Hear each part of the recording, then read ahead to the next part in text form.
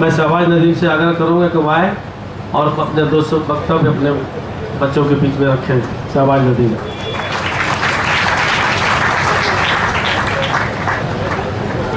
Thank you very much. और जो भी स्टेज पे उपस्थित जितने भी डिग्निटरीज हैं और जो मेंबर्स हैं उनको थैंक यू बोलना चाहूँगा, क्योंकि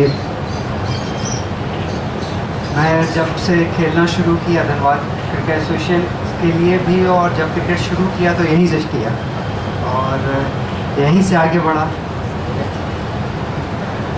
तो मेरे को ये लगता है कि कोई भी डिस्ट्रिक्ट या स्टेट छोटा नहीं होता है, या फिर उसमें अगर लोग आज बोलते हैं कि ये फैसिलिटीज़ कम है।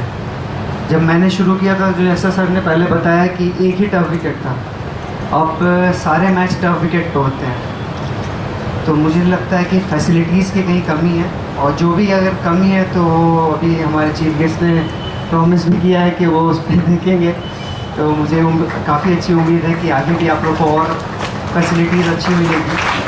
लेकिन मुझे नहीं लगता है कि ये एक बहाना होना चाहिए एज ए स्पोर्ट्समैन कि फैसिलिटीज़ कम है इसीलिए हम आगे नहीं जा रहे हैं। मुझे लगता है कि अब जो फैसिलिटीज़ है जो धनबाद डिस्ट्रिक्ट के पास, वो काफ़ी इनफ है कि आप यहाँ से आगे खेल सकते हैं।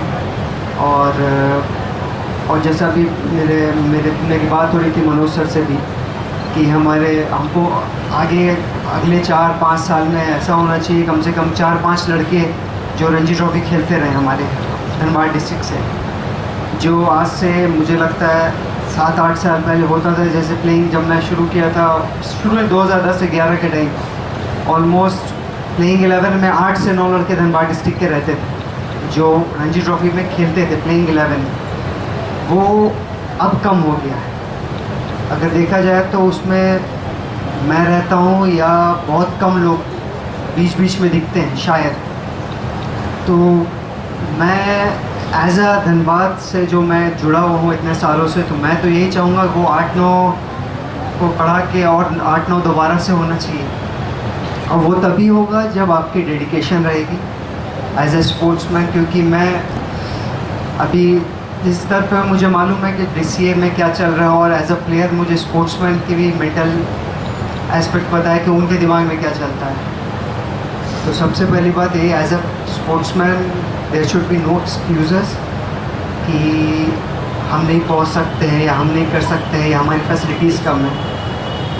जब मेरे पास भी फैसिलिटीज़ नहीं थी जब मैंने शुरू किया था, तो हमने अपने घर पे भी वो पिच किया थी। पिच बस ऐसे ही थोड़ा सा सीमेंट था या बराबर कर ली थी ज़मीन को, उस पर ही बॉलिंग करते थे। या हम लोग 2 भाई थे तो आसान ही थी कि वो बैटिंग कर लेता था, मैं बॉलिंग कर लेता था, या वो बॉलिंग कर लेता मैं बैटिंग कर लेता था। तो ये बताने का मेन मुद्दा ये है कि आपकी डेडिकेशन कितनी है।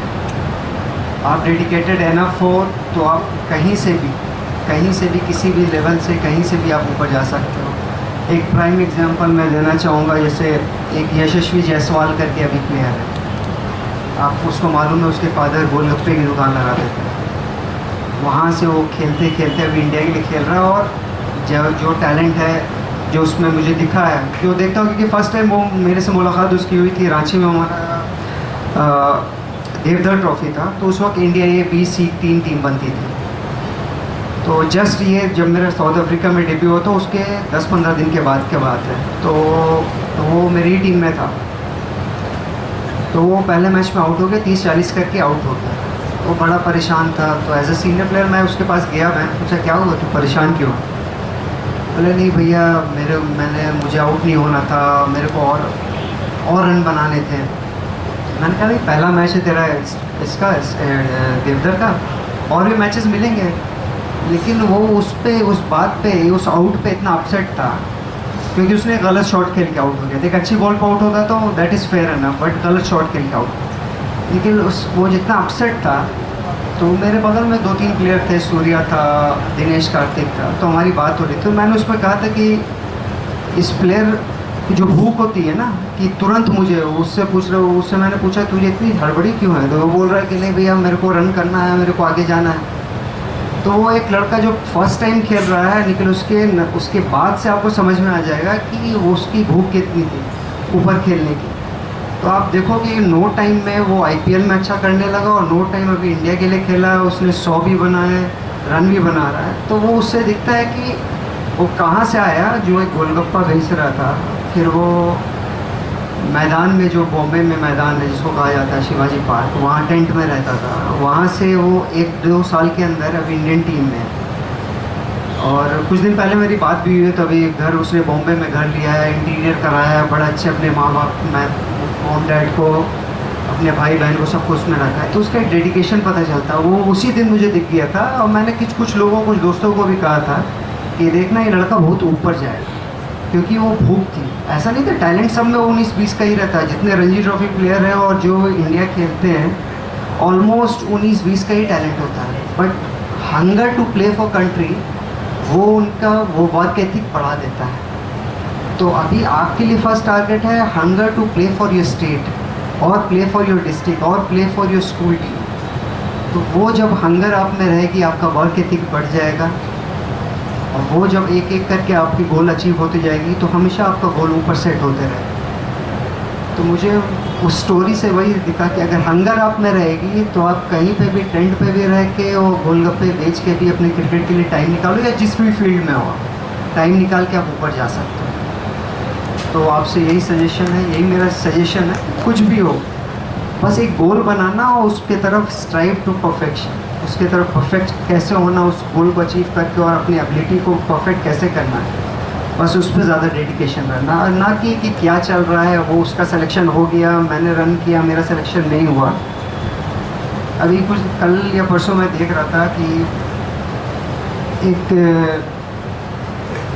हैरी सैंडू करके एक सिंगर है, जो अपने पंजाबी सिंगर है, वो क्रिकेट भी खेलता था, अंडर 19 इंडिया खेला, हमारे साथ भी खेला है। तो जब मैं 19 में था, जब वर्ल्ड कप 2006 का था, तो वो हमारे 30 ओवल्स में था। तो उससे बात हो रही थी, तो वो बता रहा था कि पंजाब की सिलेक्शन हुई रणजी ट्रॉफ़ी या अंडर 19 किसी की, तो उसका नाम पहले 15 में आ गया, फिर लास्ट में उसका नाम हट गया वहाँ से। उसने वो मतलब लास्ट जब शुरू में आ गया था, जब फाइनल टीम लिस्ट निकली तो फिर बोला गया कि नहीं, 2 लड़की का नाम नहीं। तो उसके फादर आए और उन्होंने पूछा कि, उसने बोला कि पापा मेरा नाम आ गया था, बट मेरा नाम वहाँ से निकल गया। तो उसके फादर ने कहा क्यों निकला? बोले कोई सिफारिश आया होगा किसी का, कहीं से कुछ किसी ने कहीं बोला होगा किसी के लिए। तो उसके फादर ने कहा कि जब सिफारिश आई तो बस तुम्हारा ही नाम क्यों हटा, तुम ही 2 लड़कों का नाम क्यों हटा, मतलब कि उन 15 में तुम 2 सबसे कमज़ोर थे।